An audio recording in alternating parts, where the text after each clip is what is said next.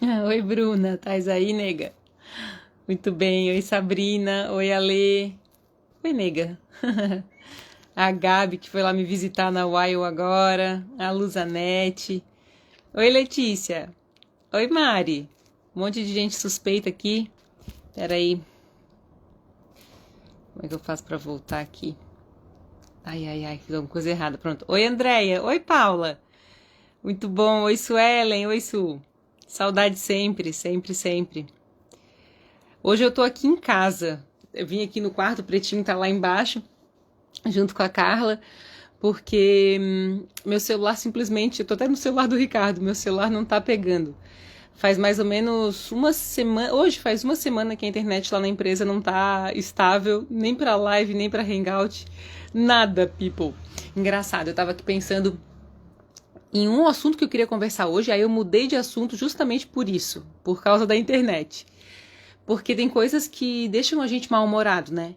Então eu cheguei lá, eu tô doida pra fazer umas artes novas, umas coisas que eu quero organizar e não funciona o meu computador direito também. Sabe quando tá tudo travando? Tudo assim precisando passar por um resetão, eu tenho que formatar o computador, que ele tá super devagar, tem muito arquivo. A internet que não funciona, gente, não vai, né? E eu lembro de uma frase que meu irmão sempre me dizia e que eu tatuei, eu tenho uma tatuagem. Nunca imaginei que teria uma tatuagem, mas eu tenho. E tá escrito segue o fluxo, né? Ele dizia, tu tem que seguir o fluxo, as coisas elas têm que ser leves, né? Elas não devem apressar a nossa natureza. A gente não pode usar nossa energia vital em coisas não estabelecem uma tranquilidade de caminhar, né? Então tem dias em que as coisas simplesmente não têm fluxo, né? A coisa não anda, não, e a gente vai ficando mal-humorado, vai ficando estressado, né? Mas eu lembro que eu aprendi a diferença, e quem tiver papel e caneta pode escrever isso assim. Sabe quando tem um time contra o outro? E a gente bota um X no meio, sabe? Então, eu entendi, especialmente no falecimento do meu irmão, e eu sempre falo muito disso ainda, porque é muito presente pra mim. Imagina que eu tô em dias, ontem e hoje, de curso de primeiros socorros, é óbvio que eu tô mexendo nisso, além do meu inferno astral, né? E naquela época eu descobri a diferença que existe entre o valor e o humor, que são duas coisas realmente diferentes, né? Até tem uma frase clássica que fala, né, que é melhor a gente ter uma dor momentânea para um prazer de longo prazo do que um prazer momentâneo para uma dor de longo prazo. Faz todo sentido, né? Só que a chave desse dor de momentânea para prazer de longo prazo é captar a diferença que existe entre valor e humor, né? Porque quando a gente está mal-humorado, muitas das vezes esse mau humor justifica um não cumprimento de uma rotina. Por exemplo, eu vou ou não vou na academia? Ai, não tô legal hoje, tô de mau humor. Tá, mas o que isso tem a ver? Né? Se eu tô para cuidar de mim, indo à academia para que eu possa ter uma saúde melhor, ter uma autoestima mais massa, respeitar mais as minhas escolhas, isso tem valor. O humor é uma coisa que é, de fato, mutável, né? A gente vai mudando, às vezes mais alegres, às vezes mais tristes, mas a chave do movimento tá na constância mesmo, né? A chave de conseguir evoluir tá na rotina, né? Naquilo que a gente faz com base nos nossos valores, não com base no nosso humor. E uma semana depois do falecimento do Júnior, eu tinha uma palestra para fazer no Rio de Janeiro. E o pessoal da empresa que tinha me contratado me ligou para dizer que tudo bem se eu não fosse fazer a palestra. Mas eu senti que eu precisava ir, por várias razões. O Júnior tinha nascido no Rio, e eu achei que aquilo era emblemático, né, para ir visitar um pouco da origem dele e lá entender esse início do fim, né? Mas porque eu tinha aquele compromisso, e eu sempre fui uma pessoa extremamente determinada a cumprir os meus compromissos. Até da semana passada a gente falou de determinação, né? Com relação aos meus compromissos, eu sou muito determinada, muito pontual, procuro sempre ser muito transparentona, assim, porque é importante que quando de fato a gente precisar não cumprir com alguma coisa, que quem se relaciona com a gente saiba que se nós não cumprimos, é porque realmente a gente precisou. Eu faço os nossos encontros aqui há algum tempo já, e eu acho que talvez das nossas sextas-feiras eu devo ter deixado de fazer 5, 6 sextas-feiras por estar em live ou por realmente precisar por alguma coisa que não tinha relação com o meu humor, mas com um valor de fato, né? E essa é uma coisa importante, porque quando a gente fala dos nossos valores, né? É uma coisa que a gente não compreende muito bem o que significa, né? Quando a gente fala assim, o que é um valor, né? Um valor é aquilo que com o tempo a gente vai constituindo com cada vez mais carga de compreensão. Nós não somos inseguros o tempo todo. Nós temos uma parcela de segurança na vida, por exemplo, porque segurança é um valor. Então é algo que, se hoje eu tenho uma carga maior de insegurança na vida do que de segurança, que eu tenho que exercitar. Eu tenho que encontrar oportunidades de melhorar aquele valor que para mim é tão fundamental e tão essencial para que eu consiga viver bem, né? O que é diferente dos princípios. Quem falava muito dos princípios era o Stephen Covey, e aí ele falava, né? Princípio é uma coisa que não muda em nenhum lugar e que não tem escala como tem o valor, né? Determinadas coisas têm mais valor para nós do que outras, mas nunca uma coisa tem mais princípios ou menos princípios, ou se parte de princípios ou não. Outro dia eu conversava sobre a questão da mentira, né? Tudo é uma sementinha. Então, se eu planto uma sementinha da mentira, eu só boto um pouquinho de água. É uma pequena mentira, uma mentira branda, uma mentira que não vai ferir ninguém, uma mentira que a gente fala que é mentira branca para não gerar estresse, para não ter burocracia.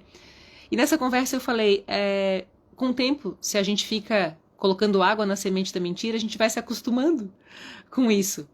E qualquer que seja a vida baseada nessa máscara, né, de ter que atalhar caminhos, porque se eu falar a verdade vai demorar mais tempo, esse atalhar de caminhos baseado em coisas que não são saudáveis não está baseado em princípios, porque ou nós estamos falando a verdade ou nós não estamos. Não existe um meio termo, né? Então, viver uma vida baseada em princípios, eu sinto que é uma coisa, assim, muito difícil, porque nós somos humanos.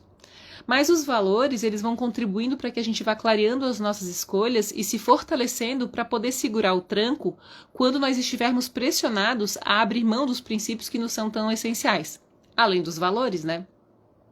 Então, quando eu falei isso, eu falei, não vale a pena.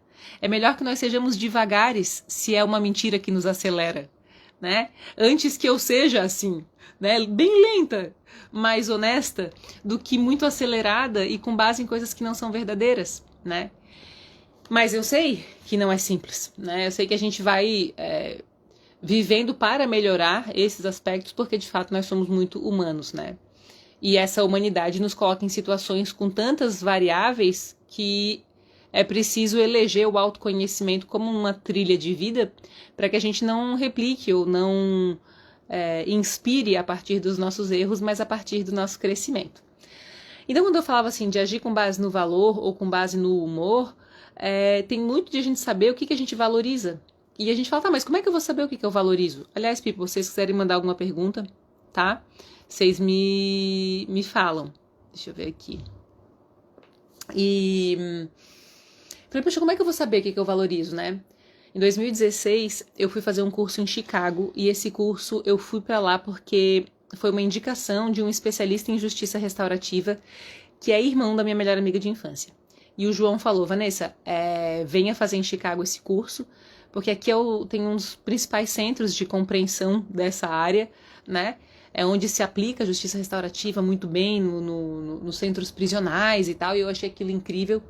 E fui para Chicago fazer esse curso, fiquei na casa do João na época, né, do irmão dela, foi fantástico, meu Deus, como eu adorei Chicago, não imaginava que eu ia amar tanto um lugar, mesmo que ele fosse frio, porque eu sou do calor, né.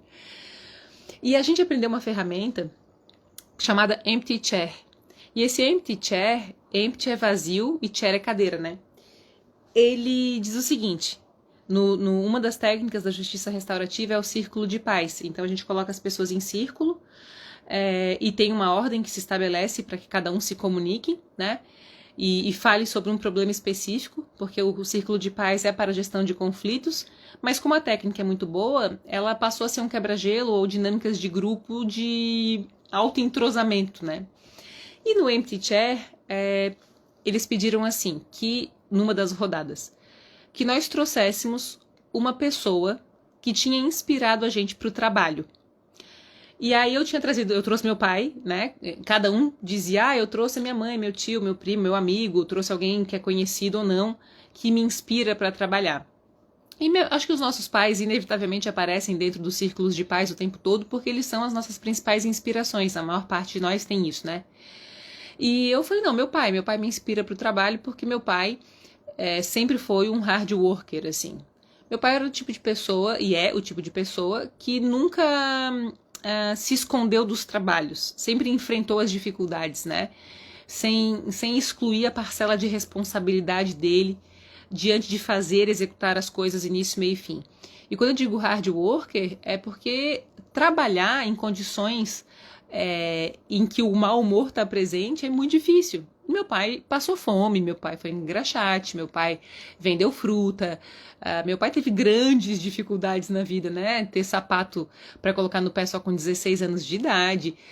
Então, quando eu olho toda essa dificuldade em termos de humor, eu percebi que ele sempre deu valor a tudo que ele podia construir a partir do suor dele mesmo e daquela big entrega. Então, na minha cabeça, é um homem muito vencedor. É muito, muito vencedor.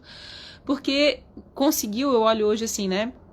Tanto eu como o Júnior ou o Juliano, nós temos muito orgulho, né? Do homem que ele foi e que ele continua sendo, porque ele nos permitiu ter educação. Ele sempre disse, olha, não se deslumbra muito, né? Faça aquilo que tem que ser feito, estuda, dá valor às coisas que de fato têm valor. E não foi tão simples aprender sobre isso, mesmo com aquele exemplo. E quando na Justiça Restaurativa, lá no Empty Chair, eles pediram para que eu trouxesse uma pessoa que me inspirava para o trabalho, eu vi que aquela ferramenta, que o Empty Chair, na realidade, fazia com que nós trouxéssemos pessoas que nos ensinaram o valor das coisas. É como se a gente hoje pudesse colocar em um círculo todas as principais pessoas da nossa base de educação. Então, os nossos avós, os nossos pais, madrinha, padrinho, primos, irmãos, melhores amigos. Cada uma dessas pessoas, people, realça algo que nos é essencial em termos de convivência. Eu tenho refletido muito, mas muito mesmo, assim, nessa etapa sobre o grupo Vanessa Tobias, ou sobre a UAI, ou pensando na empreendedora que eu sou, e nesse gosto que eu sempre tive por resolver problema, no quanto é essencial nunca, mas nunca mesmo esquecer coisas que são importantes pra gente dentro da nossa vida, né? Porque até a Carol Pierre publicou um negócio dizendo que essa semana no Tobias Social Clube eu falei sobre a finitude, né?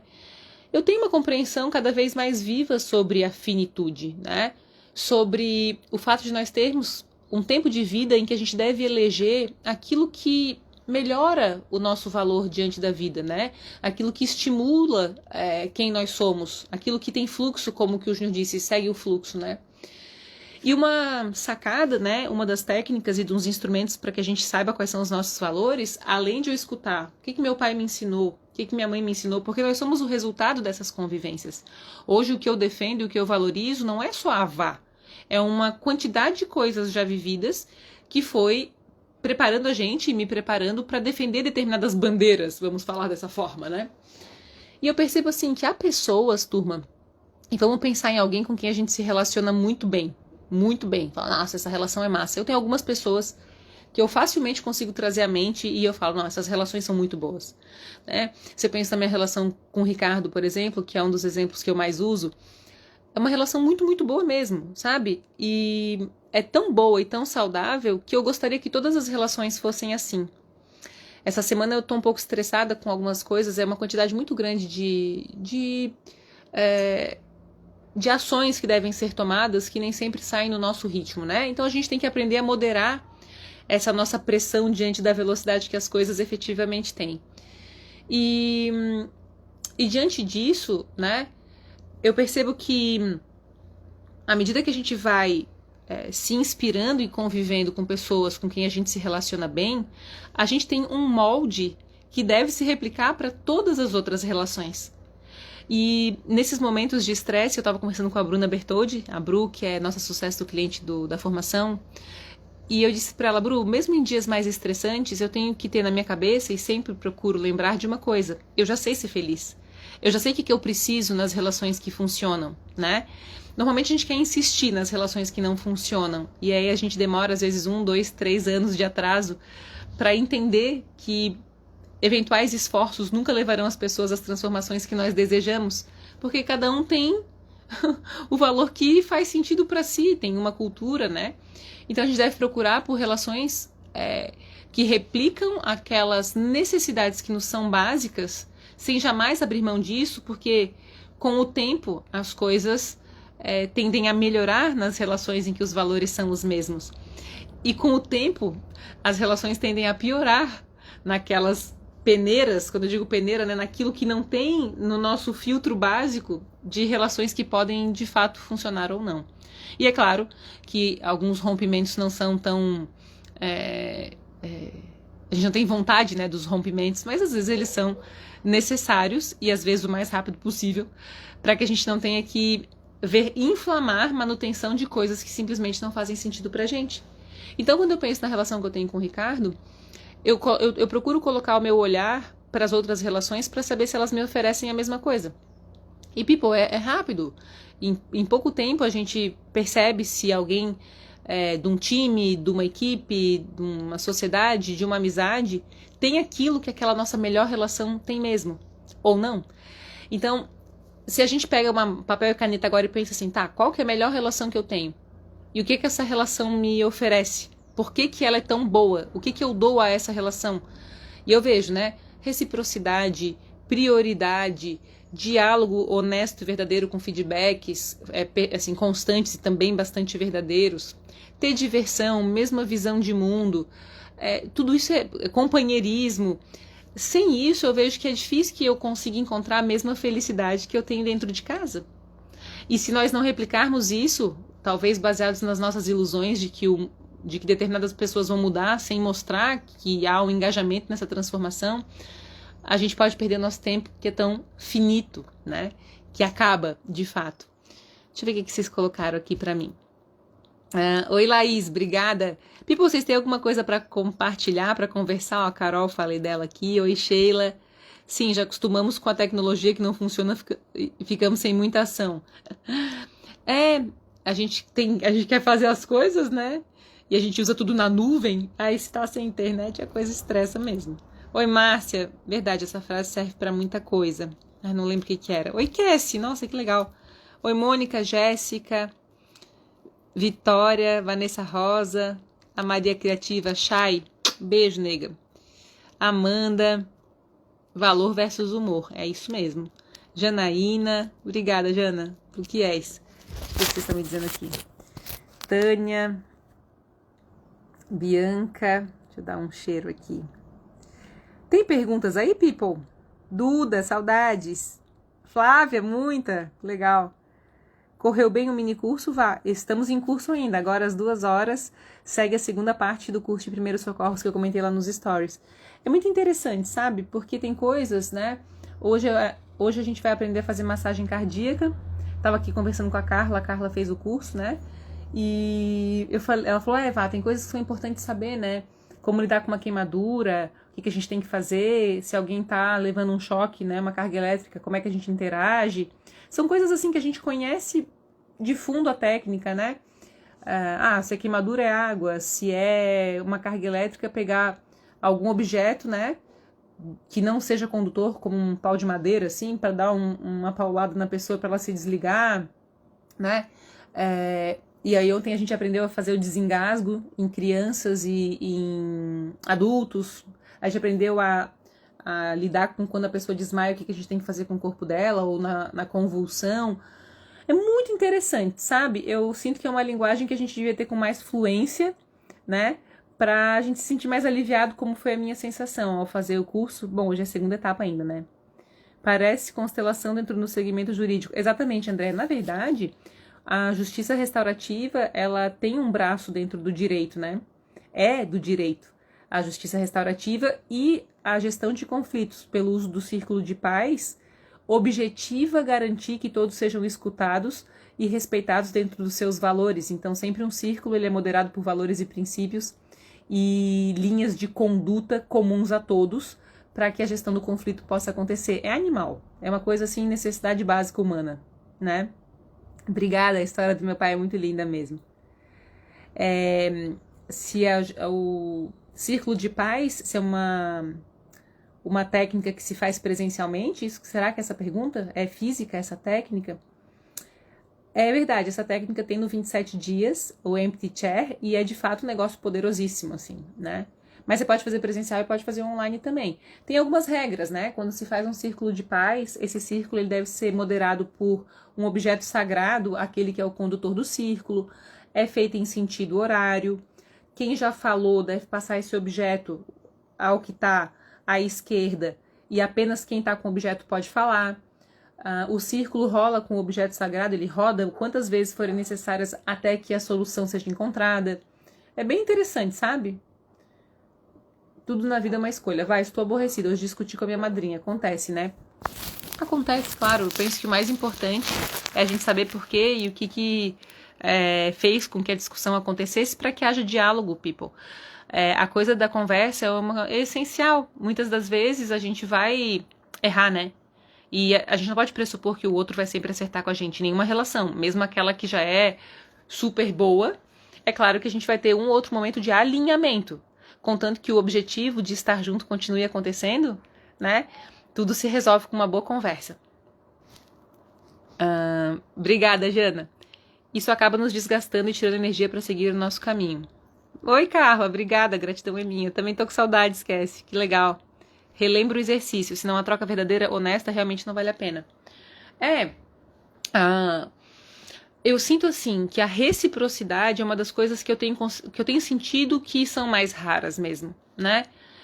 A reciprocidade é o desejo de estar junto, né? Eu não sei, essa semana eu tô assim altamente reflexiva sobre a pressa que nos é empregada nas coisas que não podem ser aceleradas. Eu compartilhei isso na matéria de ontem, do legalzão lá.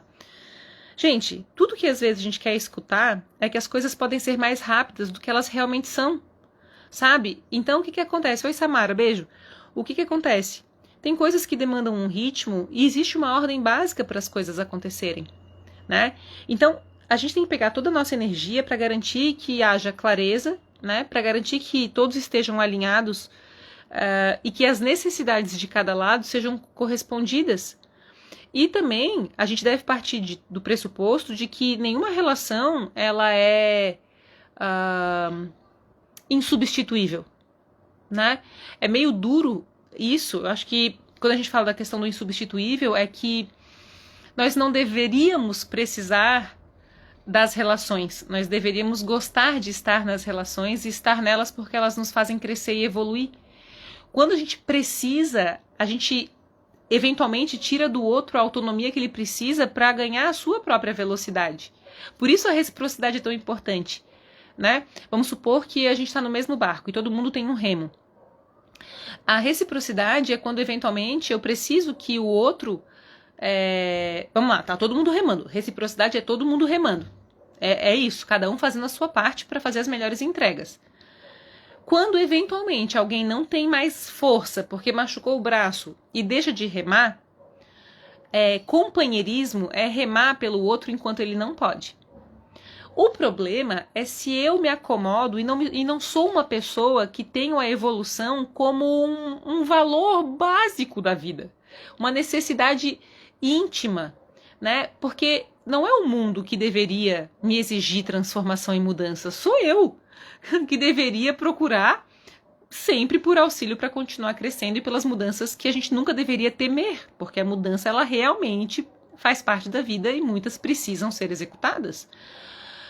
Agora, se a pessoa tá lá, tu remou por ela um tempo, porque ela estava com o braço machucado, mas ela simplesmente se acomodou, vai chegar uma hora em que a gente não vai mais ter energia para continuar remando enquanto o outro descansa se usando do serviço que o outro se prestou a fazer por comunhão, por companheirismo.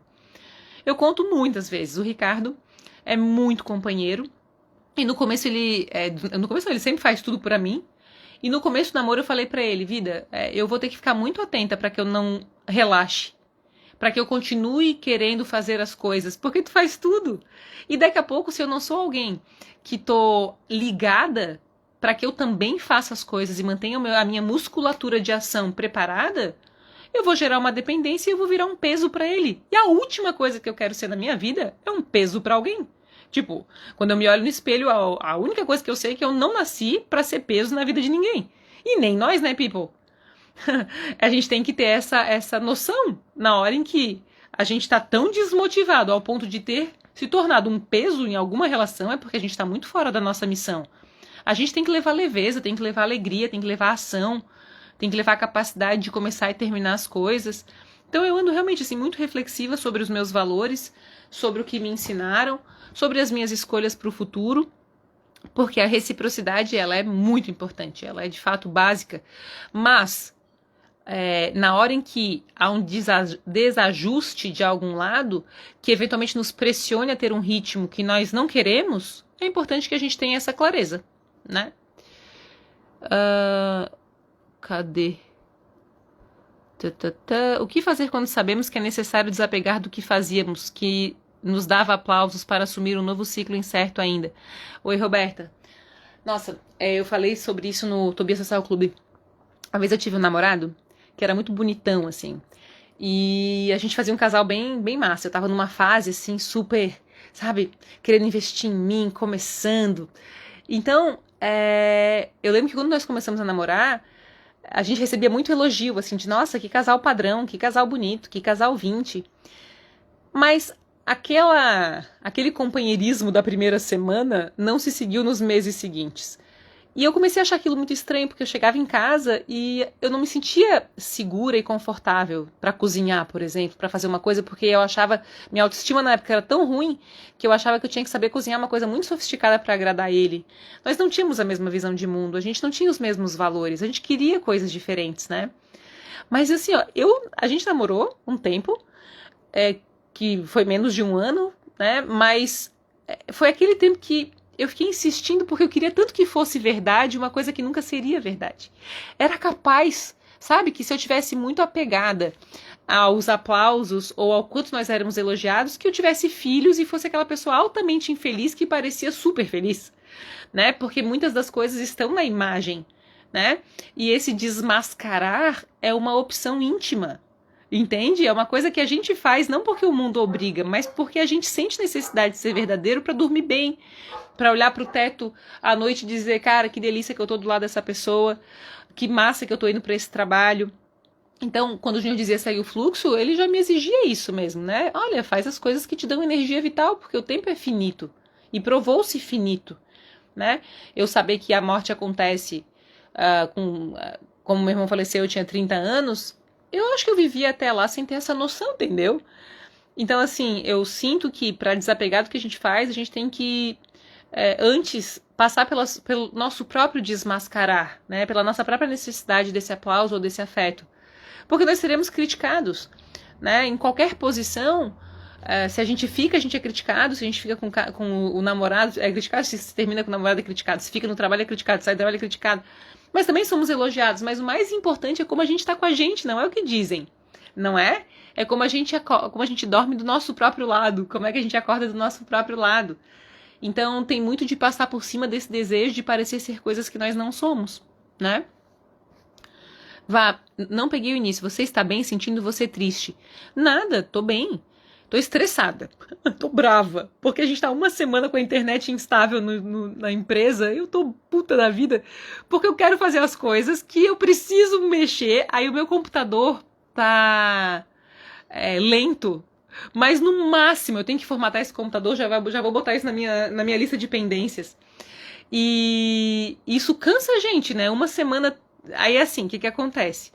Meu celular também não tá pegando. Então hoje eu tô em casa fazendo a live do celular do Ricardo, porque o celular, a minha internet não tá pegando, nem os Wi-Fi estão funcionando, lógico, né? E eu tô realmente estressada, porque o que acontece? Daí quando eu vou pra onde tem Wi-Fi e funciona, o meu WhatsApp vem todas as mensagens ao mesmo tempo. De mensagens que era pra eu estar recebendo às 9, 9h30, 9h40, eu recebo tudo às 11. E aí eu fico, meu Deus, eu tenho muita coisa pra trabalhar. E aí às 11 eu não consigo responder. Então eu tô descabelada e meio brava hoje, mas triste não, tá? Eu estou com virose, ai, Tânia. Do contrário, o outro se torna um vírus na relação. Né? Suga energia quando isso acontece. Lógico, Pipo, a gente não nasceu pra ser peso, a gente nasceu pra ser livre, a gente nasceu pra ter asas e pra permitir que o outro voe ao nosso lado, né? E por isso